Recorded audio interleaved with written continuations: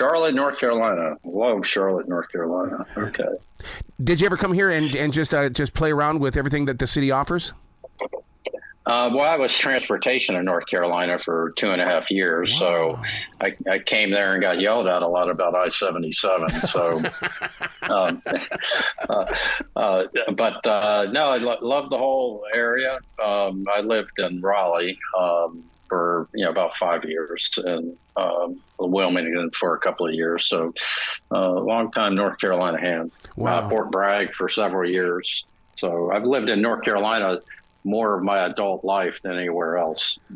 Well, it's such a beautiful area, and you're right about I-77. It's worth getting in an argument over it because, I mean, so many people. I'll tell you, that's how you can tell a true Carolinian, and that is that the people that knew before I-77 was created and what they had to do to move around. And now you look at it going, I just, wow. Yeah, a lot of cars moving back and forth. And I was, when Pat McCrory was the governor, I was his Secretary of Transportation for 2.5 years. And, had meetings with all the mayors up and down that corridor. And they said, please give us the managed lane. And then, there was, people who thought that, there should be a different way. There was really no other way. And, that had been a project in works for many, many years. Yeah. But, now I was down there, I'm on the board of a company in Huntersville, and, I'm down there quite a bit now, and certainly seems to be working to some degree anyway. Wow. You bring up the governor. I was his DJ every time he ran for mayor. And so we would always have our parties together. And to this day, Pat and I see each other. And he's just a guy. He's just a regular guy who likes just being a part of making decisions. Was it easy to work with him? Yeah, no, I loved it. He asked me to bring, I played baseball in college, and he asked me to bring in a couple of gloves and a couple of balls. And we'd, instead of having meetings in the office, we'd toss the baseball and work through different problem sets. Great guy. You love working with him. Yeah. When did you discover that you were the author? Anybody can sit down and tell a story or even write out a story, but you are an author. You are a wordsmith. Yeah, so ever since I was a kid, I wanted to be an author, and I started. I was always a big reader, still am, and at some point in my late teens, early 20s, I started reading how to write, because I became curious about why these authors were able to create such well-plotted stories and that held my attention in such a way. And so I began reading how to write a mystery, how to write a thriller, how to write in general. Stephen King's Danse Macabre, On Writing are probably two of the best things to read that I read, and then several other books about how to capture somebody in the first 5 pages, that kind of thing. And then I just started writing. Tom Clancy had said, if you want to be a writer, then start writing. I remember reading that a long time ago. And so I just started writing. And when I still have spiral notebooks before PCs and dating myself. My days at West Point, I'd sit in my bed at night and I would, write these stories in freehand. And then I have all those spiral notebooks, and then they became sort of the foundation for the first series of books. Once the PC or the Mac was invented, I got the basic software, word processing, and just began writing, and certainly made it easier to write and store and update. And, my first 4 books, essentially, I wrote in the evenings when I was active duty, and just stored them away. And then I met Brad Thor, a big author in the thriller genre, and he introduced me to a publisher who liked the books, like that I had 3 or 4 completed, signed me to a deal, and off we went. And when the 3rd book in that series, Hidden Threat, was in Barnes & Noble on the new releases, Scott Miller from Trident Media Agency, which I guess nosing around there, and he called me up and said, "Hey, do you have an agent?" I said, "No, I don't actually." And he said, "Let's do it." And Scott's been a great agent. He got me. I've done 16 books. It looks like I'll do another 2. And that's, all Scott's work, negotiating these deals for me. What listeners don't understand about being an author and writing books is the amazing amount of time it takes to put a story together. Because, my last book took me 2.5 years. That's time I'm not going to get back. How do you feel about that experience when you with 16 books? That's all time. Were you journaling? Were you doing things just to make sure that you didn't lose what was going on around you?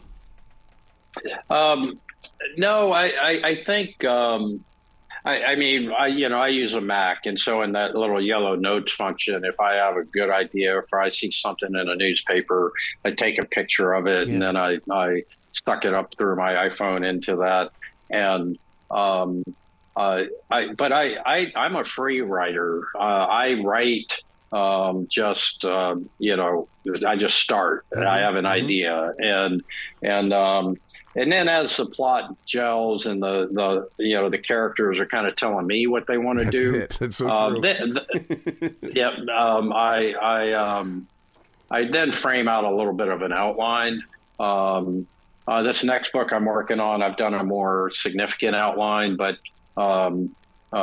just because I felt like, given the plot and the editor asking me to do something a little different, I needed to be a little bit more diligent in outlining. So I have, and I've got a pretty good outline per chapter for about 40 chapters for this next book. But Phalanx Code, I've been writing every book a year for the last 15 years, and so 6-7 months to create the first draft.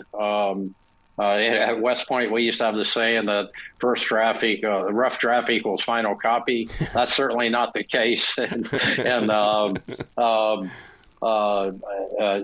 author business, and so I sent Phalanx Code to my editor, Mark Resnick at Sam Martin's, and he said, "Love it. Make these following changes, and let's see what it looks like." And then certainly I did, and he said, "Okay, awesome, great book." And he sends it to the editors, and then we get into the editorial process.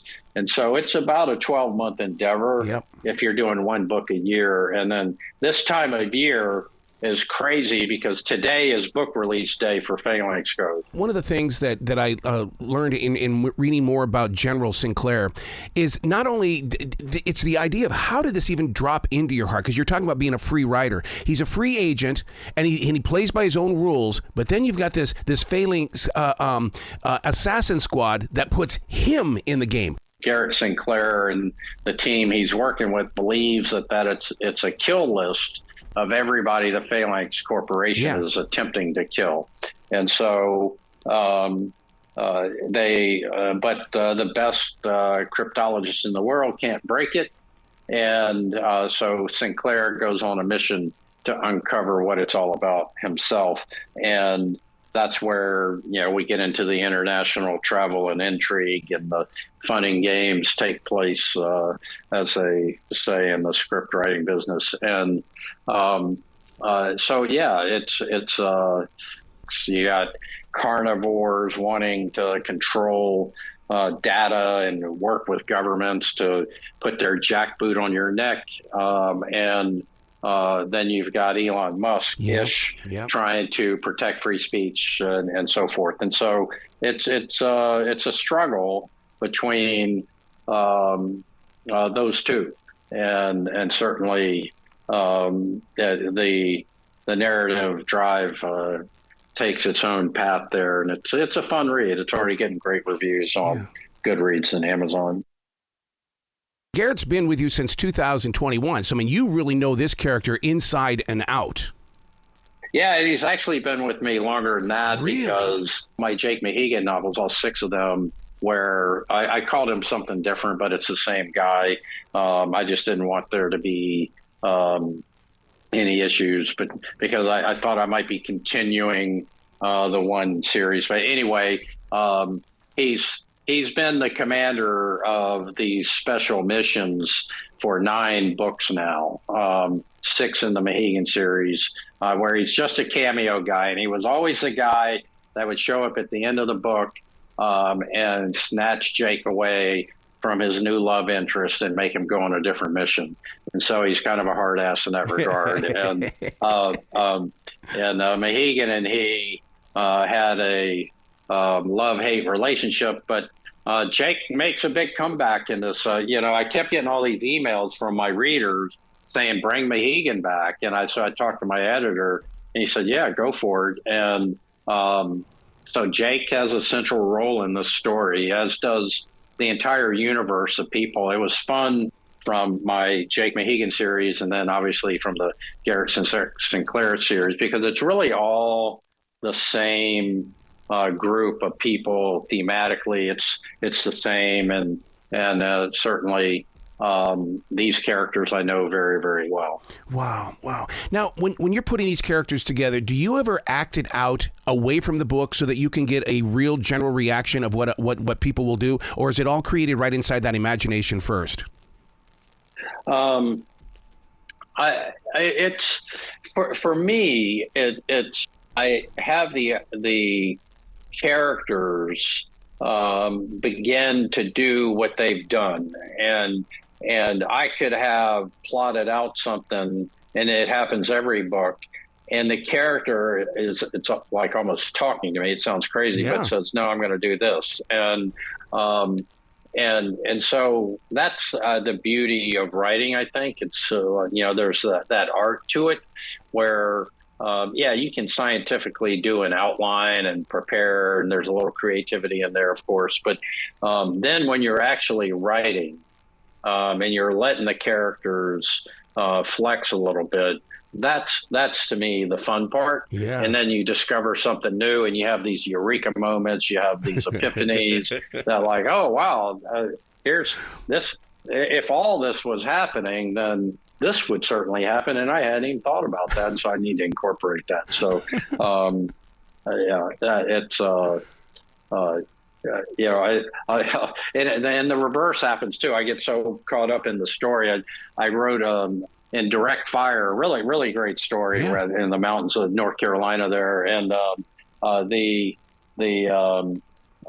have Jake Mahegan doing a squirrel suit jump, and I forget to put a parachute on him. We corrected that, but he comes in for this perfect landing as if he's like a glider or something. But I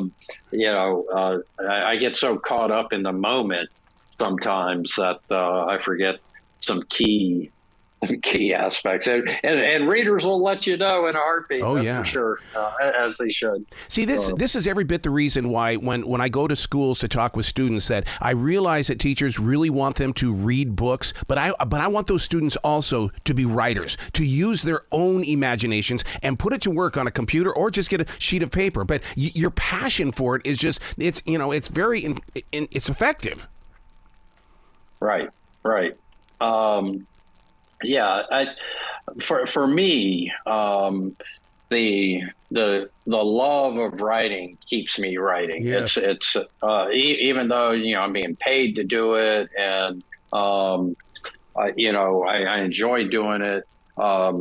It's a passion. It's like being any kind of artist, a painter, a musician, a writer. Anything in the creative field. You've really got to love it to do it well, I think. And so far, I haven't stopped loving it. And I talked to an author last night, a well-known author who came to my book signing down here last night in Palm Beach. And he's taken a pause. He said, I quit loving it. And that's the right thing, right? And so, because your readers want your level best effort, because they're paying, $10-20 for entertainment, and they deserve $10 or $20 worth of entertainment. And that's just the way it is. Wow. All right. Now, so here's the next step of the book series. Do you want it to be on Netflix as a movie on a big screen, or do you want a 12-part binge watching out of these books? I'll take either. I've had a lot of I've had a lot of film interest. I've had a lot of streaming interest, and I think politics got involved. When I got hired by President Trump, a couple of things went away. Yeah, which is fine. I don't begrudge anybody. The political environment in the country right now is something that I'm really concerned about. We've got to quit defining people by their worst moment instead of celebrating their best moments. We've got to quit branding and labeling. We've got to quit this dehumanization that's going on. It's happening, and it's intentional, and we've just got to stop it. And I don't know how to stop it. I was always a solutions-oriented leader.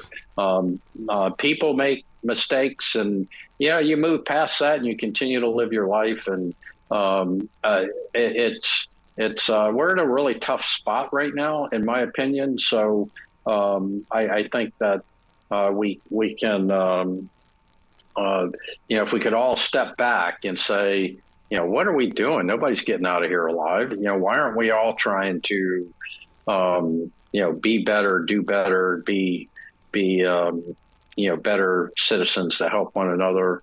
That's, to me, the real issue. And it's just not, maybe too far gone. I think, all of these social media venues where you can actually tap into people's mind, they call it the hive mind and all that kind of thing. You see, the best of humanity and the worst of humanity. And it's really, really ugly. Mm-hmm. All right. And where people can opine and do opine about things. And you say, how could someone be so fresh, celebrating somebody's death just because they were on the other side of the political aisle? I mean, there's families, there's children, there's parents, whatever involved here, and the finality of all of that. But people do, and then that makes you question humanity alone, and that's part of Phalanx Code. That's Garrett Sinclair's struggle is this political division in the Phalanx Code that he sees in the country. Yep. Is it worth it to go put his men, his family at risk? Should he help this Project Optimus to supposedly protect individual information?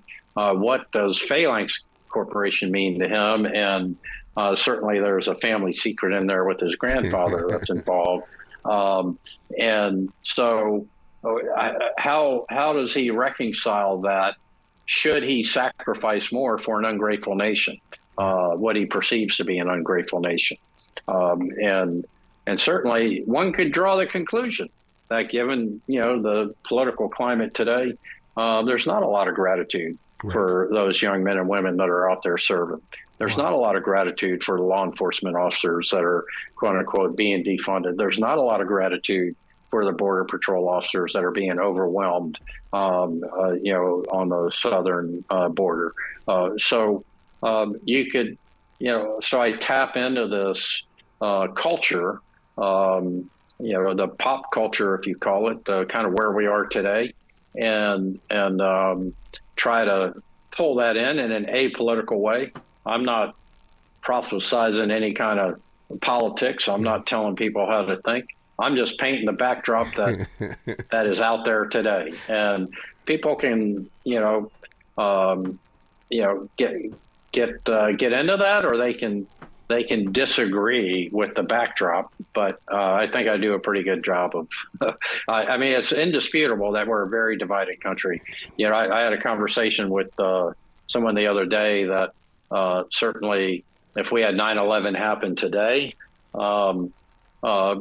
I don't know that there would be the unanimity that we had back in 2001. Right. I think that you would have a large portion of the country celebrating an attack like that on Wall Street, on the defense establishment, on our capital, and on our government. So and that, to me, just 20 some years later, is a pretty sad commentary. Wow. General, you got to come back to this show anytime in the future. The door is always going to be open for you. Thank you so much. Thank you so much for all of your writing and the stories. Could you give us an escape, sir? Thank you. I appreciate it.